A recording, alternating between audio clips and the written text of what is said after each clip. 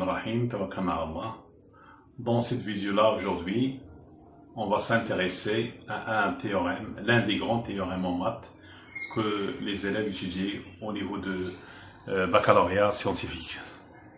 Le théorème, c'est le suivant. CF est une fonction continue sur un intervalle I, est strictement monotone sur I, alors F est une bijection de I sur J est égal à F de I. Donc les conditions, c'est, la première condition, c'est la continuité. F est continu sur I, sur un intervalle I, sur un intervalle I. La deuxième condition, F est strictement monotone sur I. La première condition et la deuxième condition. Si ces deux conditions sont vérifiées, alors la fonction f est une bijection de I sur J est égal à F de I. Conséquence de cette propriété-là, la conséquence, c'est on a ces deux conditions-là, c'est 1 et 2 sont vraies, sont vérifiées, sont les propriétés 1 et 2 sont vraies, alors F admet une fonction réciproque f-1, une fonction réciproque f-1. Donc, si les deux conditions, 1, f est continu sur un intervalle I, est strictement monotone sur I, alors f est défini. Alors f admet une fonction réciproque f-1. La fonction f-1 est définie sur l'intervalle J est égal à F de I. Donc, si f est continu, la continuité, la première chose c'est la continuité, la deuxième chose c'est strictement monotone, alors f est une bijection de I sur F de I, donc il admet une fonction réciproque f-1.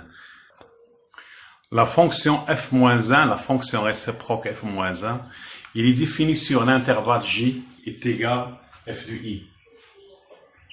Et on a f et f-1 en même sens de variation. La fonction f-1 est définie sur cet intervalle et f est défini sur I. f-1 est défini sur J. Et que, quel que soit x appartenant à l'intervalle J, l'intervalle de définition, l'ensemble de définition de f-1, quel que soit y appartenant à I, c'est l'ensemble de définition de f. f-1 de x est égal à y, c'est équivalent à f de y est égal à x. Et cette fonction f-1, il admet plusieurs propriétés, on va les voir dans les exercices. Donc c'est une propriété qui est très importante.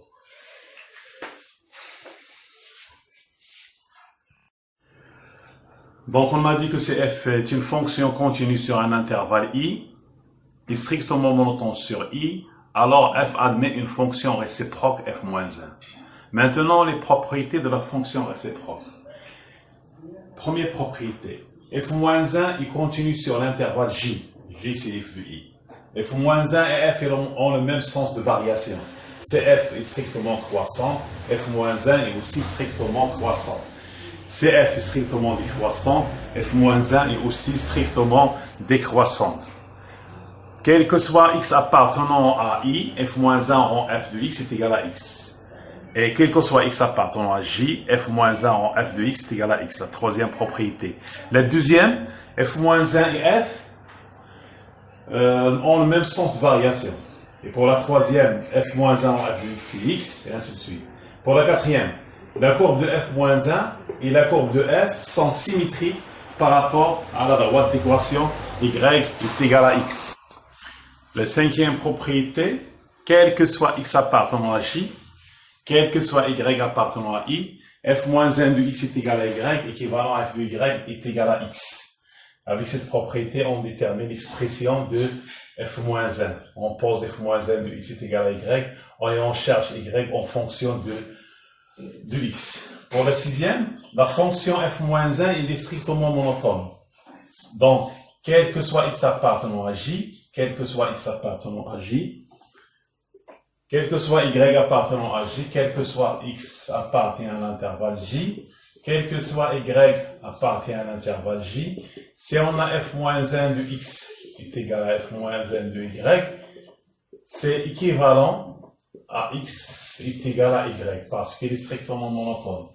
Sixièmement, cinquième, sixième, septième propriété, quel que soit x appartenant à j, quel que soit y appartenant à j, si f-1 de x est supérieur à f-1 de y, si on a f, ça dépend de la montée de f. Si on prend f est strictement croissante, alors f-1 est strictement croissante. Donc ça donne x est supérieur strictement à y. Si f est strictement croissante. Ici, f est strictement décroissante, c'est f est décroissante.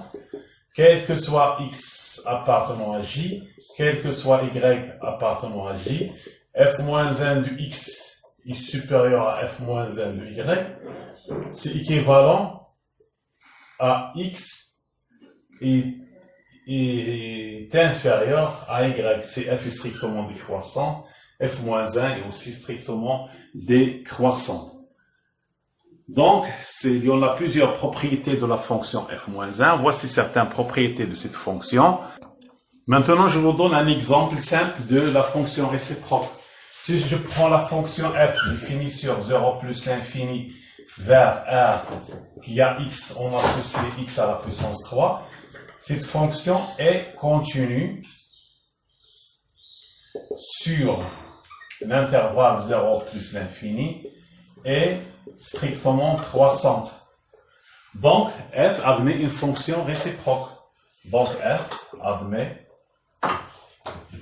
une fonction réciproque f-1. Une fonction réciproque f-1.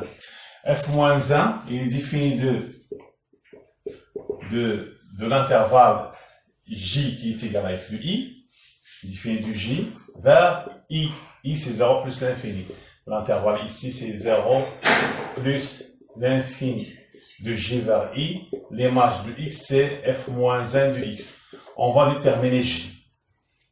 J, c'est quoi? C'est l'image de 0 plus l'infini par la fonction f. f de 0, c'est 0. La limite de f de x en plus l'infini, c'est plus l'infini. J, c'est 0 plus l'infini. Donc, la fonction f-1 ici, dans ce cas-là, il est défini de 0 plus l'infini vers 0 plus l'infini. À x, on lui associe f-1 de x. Il faut chercher à quoi est égal f-1 de x. Dans ce cas-là, à quoi est égal f-1 de x. Dans ce cas-là, on a f de x est égal à x à la puissance 3. On note f-1 de x. C'est la racine cubique de x. La notation de f-1 s'appelle la racine cubique.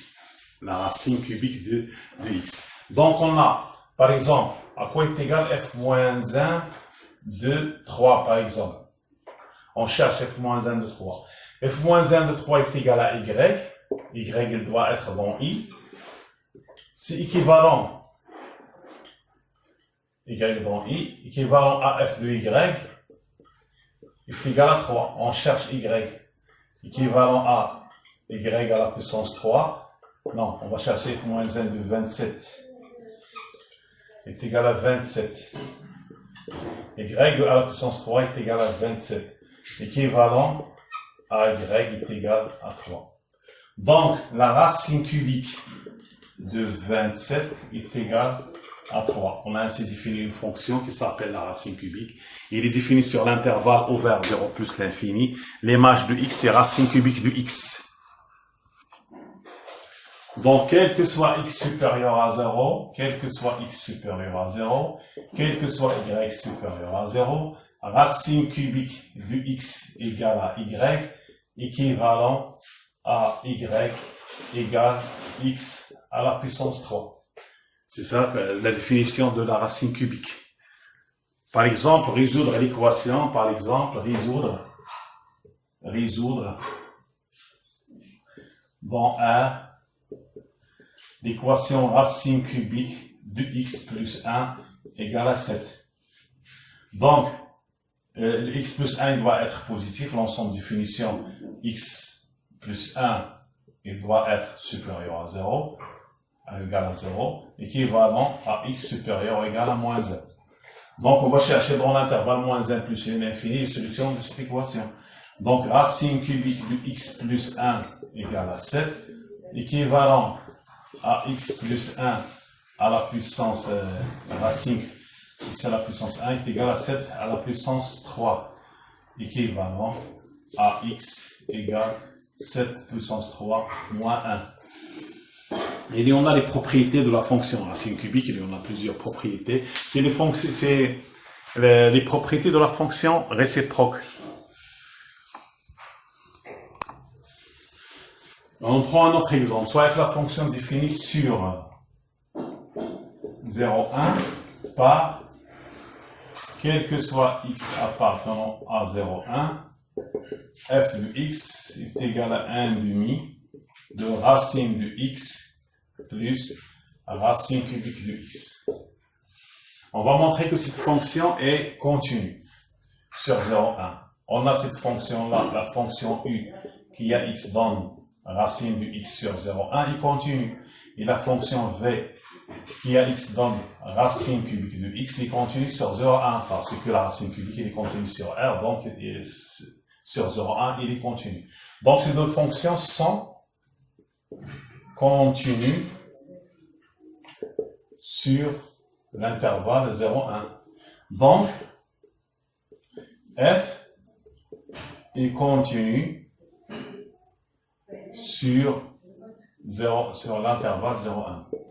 Est-ce qu'il est strictement croissante? La fonction celle-là est strictement croissante, quel que soit x appartenant à 0,1, quel que soit y appartenant à 0,1, si x est inférieur ou égal à y, la racine de x est inférieure à la racine de y, et la racine cubique de x est inférieure à la racine cubique de y.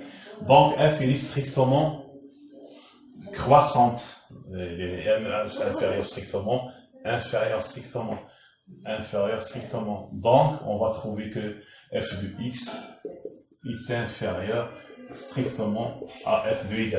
Donc cette fonction elle est strictement croissante sur 0,1. Donc f est strictement croissante sur 0,1, il est continu, soit j est égal à f de 0,1. Puisque f continue strictement croissante, c'est f de 0, f de 1. f de 0 c'est 0, et f de 1 on va la calculer, c'est 1. Donc f est une bijection de i sur j. F admet une fonction réciproque. F admet une fonction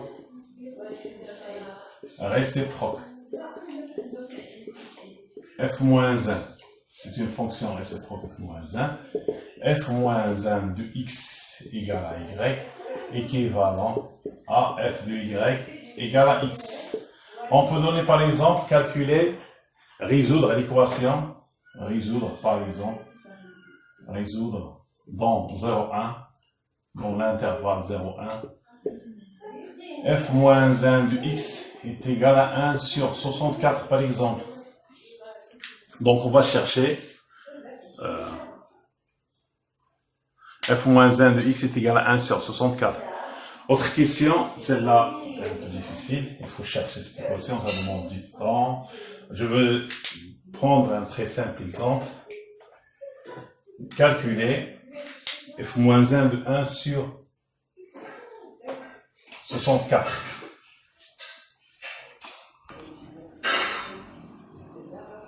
Résoudre f moins 1 de x est égal à 1 sur 64 dans l'intervalle 0,1. Donc f moins 1 de x est égal à 1 sur 64. On a bien 1 sur 64, elle appartient à 0,1. Donc c'est l'équivalence à f de 1 sur 64 est égal à x. Équivalent à x est égal à 1 sur 2.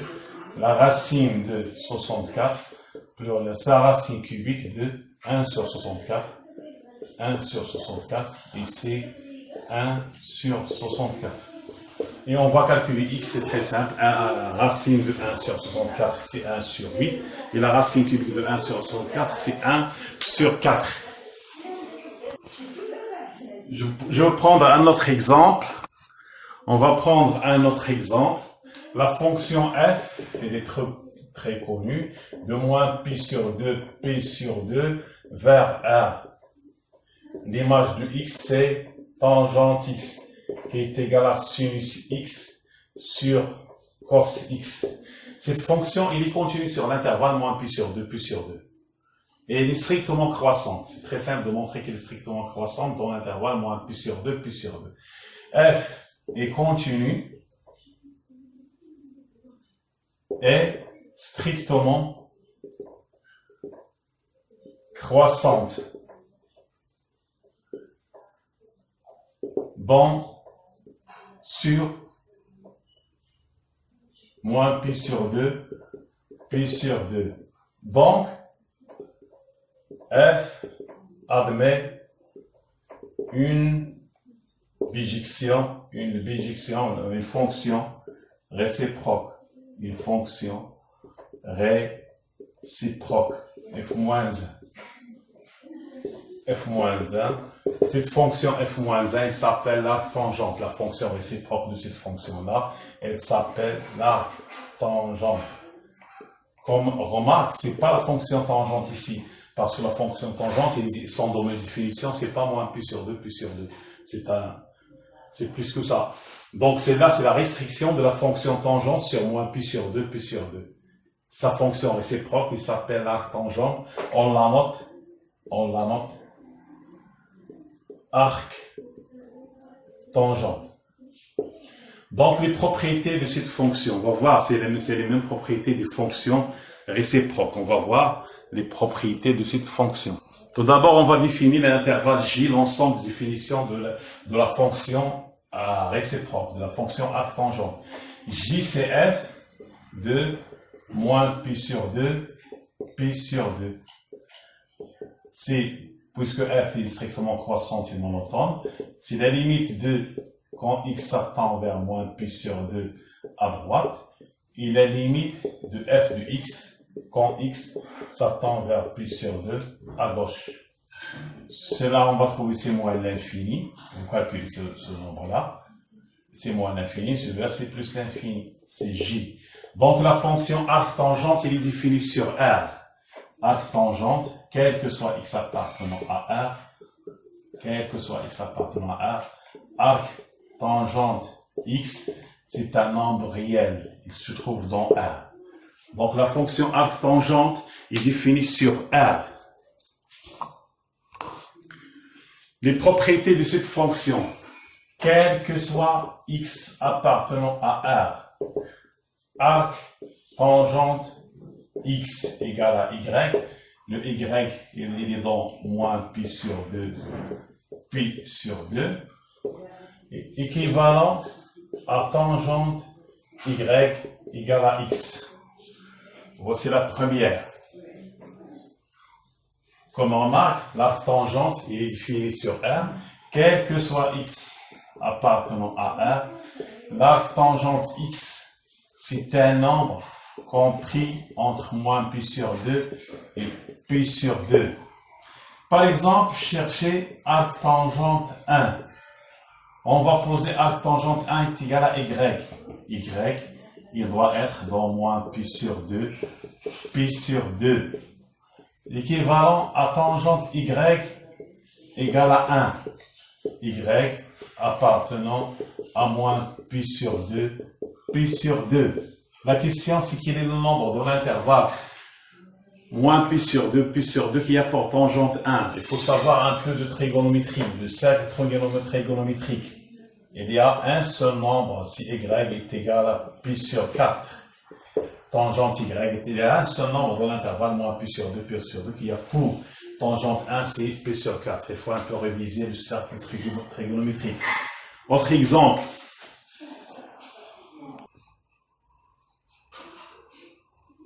Par exemple, chercher arc tangente x est égal à racine de 3. Le x, il est dans 1. arc tangente x est égal à racine de 3, équivalent. Non, on va chercher arc tangente racine de 3. On va chercher arc tangente racine de 3.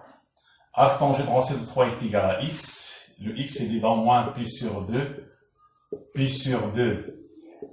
C'est équivalent à tangente x est égal à racine de 3. Le x il se trouve dans l'intervalle moins pi sur 2. Pi sur 2. Donc, quel est le nombre qui apporte tangente x est égal à racine de 3? Il se trouve dans l'intervalle moins pi sur 2, pi sur 2. Il y a un seul nombre. C'est x est égal pi sur 3. À quoi est égal arc tangente 0? Arc tangente de 0, c'est 0. Parce que le seul nombre qui apporte tangente 0 dans l'intervalle moins pi sur 2, c'est 0. Autre question montre que quel que soit x appartenant à R, arc tangente moins x, c'est moins arc tangente x. Ça veut dire l'arc tangente est une fonction impaire. On remarque que l'arc tangente x est compris entre moins pi sur 2, pi sur 2. Arc tangente x est compris entre moins pi sur 2 et pi sur 2. Et aussi, arc tangente moins x. Arc tangente. C'est moins arc tangente moins x, il entre moins pi sur 2 et pi sur 2. Donc ces nombres-là, ils se trouvent entre moins pi sur 2 et pi sur 2. On va calculer la tangente de arc tangente moins x. Tangente, arc, tangente, un nombre, c'est le même nombre. C'est parmi les propriétés de la fonction arc tangente. La composée de tangente avec l'arc tangente. Tangente moins arc tangente x. On a la tangente, c'est une fonction impaire. C'est moins l'arc tangente, c'est moins la tangente de arc tangente x. Elle est égale à moins x. Ces deux nombres se trouvent dans l'intervalle moins pi sur 2, pi sur 2. Et ils ont même tangente, donc ils sont égaux. Parce qu'ils se trouvent dans l'intervalle moins pi sur 2, pi sur 2. Et ils ont la même tangente, donc en conclusion, arc tangente moins x est égal moins arc tangente x. L'arc tangente est une fonction impaire.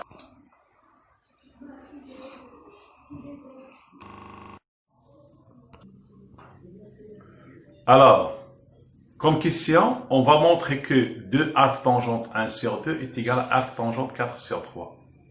Il faut calculer tangente de 2 arc tangente 1 sur 2 et calculer tangente de arc tangente 4 sur 3. Pour tangente de 2 arc tangente 1 sur 2, on va appliquer la formule tangente de x. C'est 2 de tangente x sur 1 moins tangente carré x.